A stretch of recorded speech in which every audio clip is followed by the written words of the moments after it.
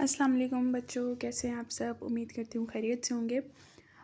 मुझसे पूछा गया था about revision in Sunday test, so it's a very important question by the way. तो अभी तो खैर टाइम नहीं है रिवीजन का, और संडे टेस्ट भी आई गेस अकेडमीज़ ने भी नहीं स्टार्ट किए, लेकिन फिर भी you need to know at time. Revision जो है तो मैंने पर्सनली 3 बार की थी, लाइक एट द एंड 3 बार मैंने की थी, यस। और 1 महीना मैंने पूरा आखिरी का छोड़ा हुआ था रिवीजन। हमारा टेस्ट जो था दैट वाज ऑन 22 सितंबर, ठीक है। सो मैंने 20th क्या कहते हैं अगस्त तक मेरा सारा कोर्स हो गया था, एंड आफ्टर दैट ओके। सो जो लास्ट का मंथ था तो वो मैंने रिवीजन के लिए छोड़ा हुआ था पूरा। 3 रिविजन्स मैंने उसमें की थी। फर्स्ट रिवीजन तो थी तो मेरी 15 डेज़ में हो गई थी। सेकंड रिवीजन मैंने 8 to 10 डेज़ में रैप अप कर दी, एंड थर्ड रिवीजन जो थी तो वो मैंने 5 डेज़ में की थी, राइट। I hope you are getting the point.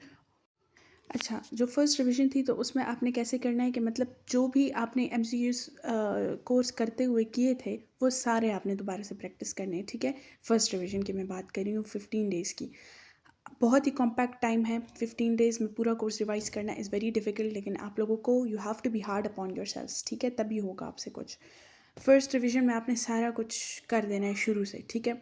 मतलब जो भी आपने किया था फर्स्ट टाइम में वो आपने दोबारा से रिवाइज करना है, बिकॉज अगर आप पहली बार में एमसीक्यूज़ कर रहे हो और आखिर में आप रिवाइज उसको नहीं कर सकते तो वो आपके पहली बार करने का कोई फ़ायदा नहीं रहता, okay. Because revision is very very very important. और दूसरी बात मैं ये करूँगी कि जो आपका सेकंड रिवीजन है उसमें आप बस इस तरह करो कि जो फर्स्ट रिवीजन में आपको जो चीज़ें मुश्किल लगी थी और जो चीज़ें मतलब आपको फ़ील हो रहा है कि आपको रिवाइज करनी चाहिए वरना आपसे भूल जाएंगी, कुछ फिगर्स, कुछ वैल्यूज़, कुछ टेबल्स वगैरह, वो सारे आप कर लो। तो इस तरह करके इंशाल्लाह आपका हो जाएगा, ठीक है। और वो एमसीक्यूज़ जो आपसे गलत हो रहे हैं बार बार, जो आपको अभी तक क्लियर नहीं है, वो करो आप सेकंड रिवीजन में। अब आते हैं हम थर्ड रिवीजन की तरफ। तो थर्ड रिवीजन में मैंने क्या किया था कि बस बुक्स में जो लाइंस हाईलाइट की होती हैं वो पढ़े सिर्फ।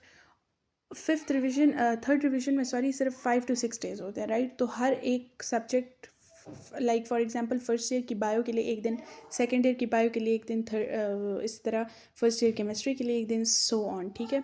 सो आपने एक दिन में एक सब्जेक्ट एक ईयर का कवर करना होता है, तो उसमें आप बस जस्ट बुक की लाइंस रीड करो जो आपने हाईलाइट की होती है ऊपर ऊपर से। और मिस्टेक नोटबुक, अच्छा मैंने यहाँ पे मिस्टेक नोटबुक लिखा है। मिस्टेक नोटबुक एक्चुअली मीन्स कि आपका जो मतलब आप अगर फॉर एग्जांपल एक चैप्टर कर रहे हो एक दिन में, तो उसका आपका एमसीक्यूज़ कोई आपसे गलत हो रहे हैं या कोई कॉन्सेप्ट है जो आपके जहन में नहीं बैठ रहा और आपको फील हो रहा है मुझसे भूल जाएगा, तो आपने एक रजिस्टर अलग से बनाया होगा लेक्चर्स के अलावा, ठीक है, अलग रजिस्टर। वो उसको मिस्टेक नोटबुक आप कहेंगे। उसमें आपने पोर्शंस बनाने, फिजिक्स का अलग पोर्शन, केमिस्ट्री का अलग, बायो का अलग। तो जो कॉन्सेप्ट आप जब चैप्टर कर रहे हैं आजकल के दिनों में, तो आपको फील हो रहा है कि ये कॉन्सेप्ट मुझसे भूल जाएगा या ये कोई नई चीज़ है या ये दोबारा शायद मुझे देखने को ना मिला और मुझसे भूल गई हो, तो आपने वो उस मिस्टेक नोटबुक के ऊपर छोटा छोटा, ये नहीं कि आप लंबे लंबे पैराग्राफ्स और किस्से कहानियाँ लिखने बैठ जाएं, बस छोटे छोटे पॉइंट्स में, की पॉइंट्स के बस आपको याद रहे थोड़ा थोड़ा, ठीक है। सो वो आपने कर देना है।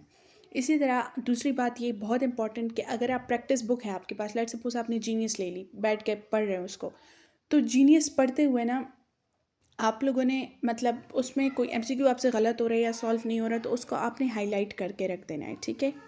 अब हाईलाइट करने का फ़ायदा ये होता है कि आप जब लाइक कर रहे हो, दोबारा से रिवाइज कर रहे हो या कुछ, तो आपको पता होगा कि हाँ ये एमसीक्यू मुझसे गलत हो। अगर आपने हाईलाइट नहीं किया तो फिर तो आपको सारा दोबारा से करना पड़ेगा, and it is very difficult task, ठीक है। क्योंकि मैंने अपनी वीडियोस में कहा है कि आप 300 एमसीक्यूज़ कम अज़ कम प्रैक्टिस करो, 200 to 300। तो अगर आप हाईलाइट ही नहीं कर रहे तो आपको 300 के 300 दोबारा करने पड़ेंगे। So that takes a lot and a lot of time, ठीक है।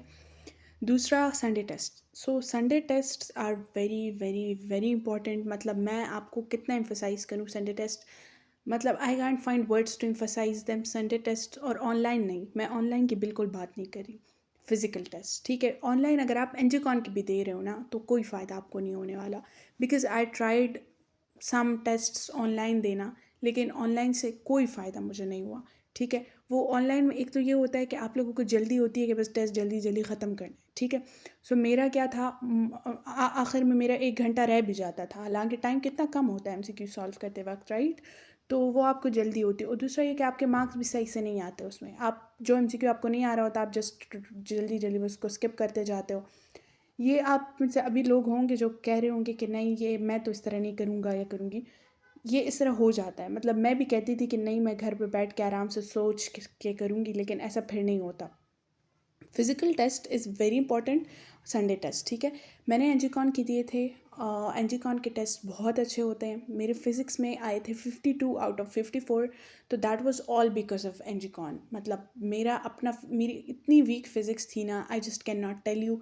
लेकिन उनकी टेस्ट्स की वजह से फर्स्ट टेस्ट में आपके कम आएंगे, सेकंड में थोड़ा उससे बेहतर करने की कोशिश करें, थर्ड में थोड़ा सा उससे एटलीस्ट आपको 170, आखिरी टेस्ट में आपके 170 आने चाहिए, ठीक है। मतलब as a fresher I am saying, repeaters हों तो उनके तो 175 और 80 तक भी आ जाने चाहिए। एज अ फ्रेशर अगर आपको केएमसी में एडमिशन लेना है तो you have at least to score 170 in the last test. अभी तो आई गेस आप लोगों के 180 हो गए हैं, तो 180 के हिसाब से फिर आपको 150 टू 155 तक स्कोर करना होगा एनजीकॉन के टेस्ट में, तभी आपका एडमिशन पॉसिबल होगा, ठीक है, वरना नहीं होता। आई एम सॉरी टू से, लेकिन फिर नहीं होगा। I will be very clear upon you guys. अच्छा, बाकी बस इतना ही है। अच्छा, the other thing what I use to do कि मैं संडे टेस्ट को लाइक हमारा एक ग्रुप होता था MD CAT preparation corner, I guess आपका भी अभी भी होगा, मैंने वो ज्वाइन किया हुआ था, व्हाट्सएप ग्रुप था वो। उसमें संडे टेस्ट शेयर होते थे डिफरेंट अकेडमीज़ के, क्यूसीए के हो गए, एमएम के हो गए, इस तरह, ठीक है। सो मैं एनजीकॉन के अपने तो रेगुलर दे रही होती थी, ठीक है, लेकिन उसके साथ साथ आपने अगर कोई लेट सपोज आज एमएम का संडे टेस्ट आ गया कीस के साथ, ठीक है, सो वो मैं सॉल्व करने घर पे बैठ गई। तो मैं घर पे भी संडे टेस्ट सॉल्व करती थी। मैंने अपने लिए बबल शीट्स प्रिंट करके घर पे रखी हुई थी। I use to solve those bubble sheets. मैं मतलब दिन में कम अज़ कम एक संडे टेस्ट, तो एक या पास्ट पेपर या एक संडे टेस्ट, ये आखिरी महीना जो था रिवीजन का जो टाइम था उसमें मैं ज़रूर सॉल्व करती थी। तो मेरे मतलब अगर मैं गिनूँ तो मेरे कोई 40 लॉन्ग क्या कहते हैं FLPs जिसको कहते हैं फुल लेंथ पेपर्स मैंने सॉल्व किए हुए थे घर पे।